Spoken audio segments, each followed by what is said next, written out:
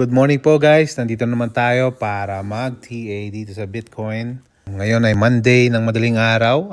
Hope na nag-enjoy kayo sa inyong bakasyon. Happy Easter po.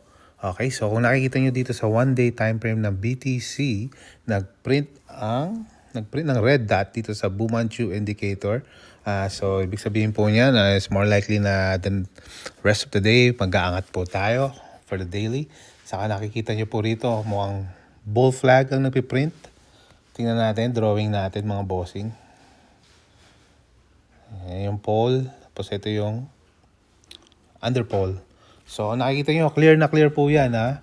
Bull flag incoming. So maybe maganda po ang week, maybe hindi maganda. Basta mag-end tayo ng nasa 71k, it's a good month. Tapos kung gusto nyo pong malaman kung paano ko pinalago yung 200k pesos ko into 600k pesos, follow lang po kayo para pakita ko sa inyo yung mga pinaggagawa kong kabulustugan.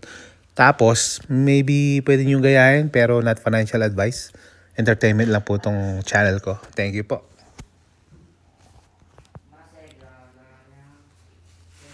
Nandito tayo sa bus. Lalakad-lakad lang tayo kasi long weekend.